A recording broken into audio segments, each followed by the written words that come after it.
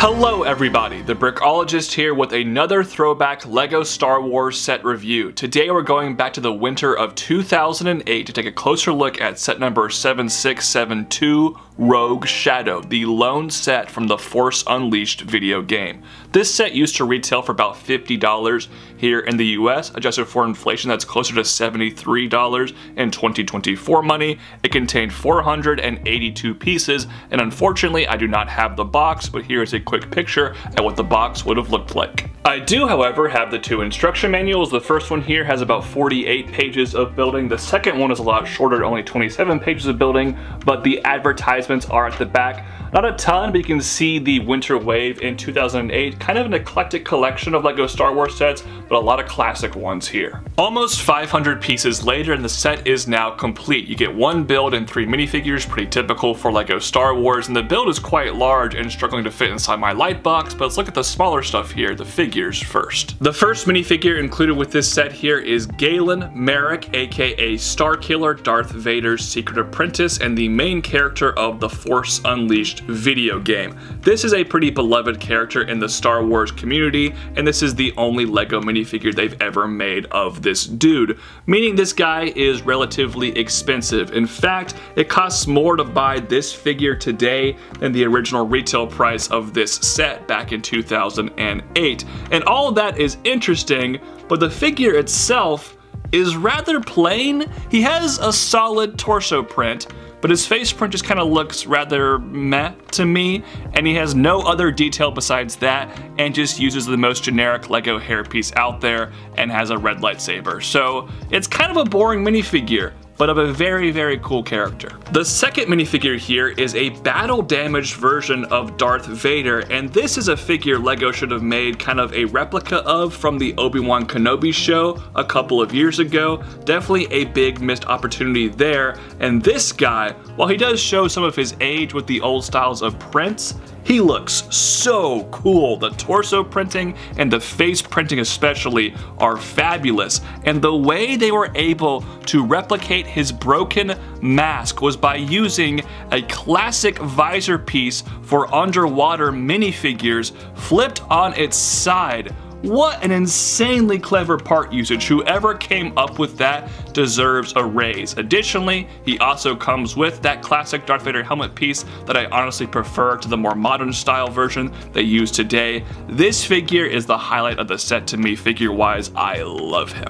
Finally, for minifigures here is the pilot of the Rogue Shadow herself, Juno Eclipse. Her torso print is fine. The face print uses a style LEGO doesn't really do anymore, and that's probably for the best. It looks a bit awkward if you ask me.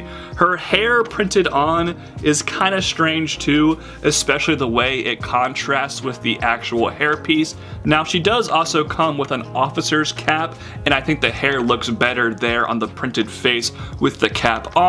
But overall, just kind of an okay minifigure. With the minifigures out of the way, let's focus on the Rogue Shadow itself. I think the most noticeable thing about this vehicle is how asymmetrical it is. And honestly, I'm somebody who loves symmetry, so normally this wouldn't be my cup of tea, but it's kind of the bread and butter of this design and comes across as really striking. The centerpiece of this entire design is the cockpit, which is a completely exclusive printed dome piece. I think that is a really fantastic graphic design. Additionally, there's a pretty easy technic mechanism to open this thing up. Simply by lifting on this piece right here, the cockpit can be revealed. The interior is quite plain. There's literally just a red joystick and that is it, and room for one single minifigure. Additionally, the area behind it is kind of wasted space and rather gappy. That's not the best design I've seen. Luckily, where this set lacks an interior detail, it makes up for in hidden playability functions. Trust me, there are a lot.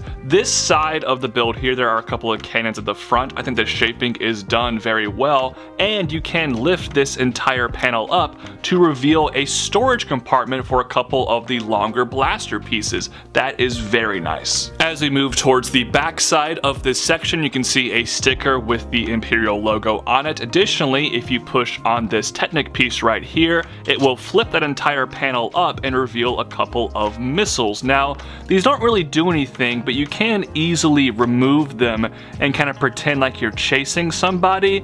Not really crazy about this function, they do kind of tend to fall out easy, but you know what? I think it is a clever mechanism the way they fly up like that, so that's kind of cool. Thankfully, if you wanted some more firepower than that, if you push on this Technic piece on the other side of the ship, just watch what happens.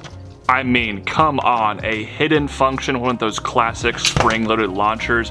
That is really smooth and very well integrated into this build. Staying at the front of the Rogue Shadow here, you can see more of the fantastic designs this vehicle has to offer. The shaping inside here with the snot techniques is wonderful. I like all of the angles here. These pieces add some good detail. It's just really well built. And all of that continues along the side here. LEGO covered pretty much everything up. The gaps are minimal, which is really impressive for a set this old. What's also impressive is the main function of this entire build. Before we show that off though, I wanted to mention there are 4, count 'em, landing gear on the bottom that can easily fold in like so. Really simple but really effective, and I love landing gear on ships, and not every LEGO Star Wars set has them, so it's great to see them here. And now it's time for the main attraction, the big transformation play feature this set has to offer. You can basically just twist it anywhere on the back here and just watch what happens.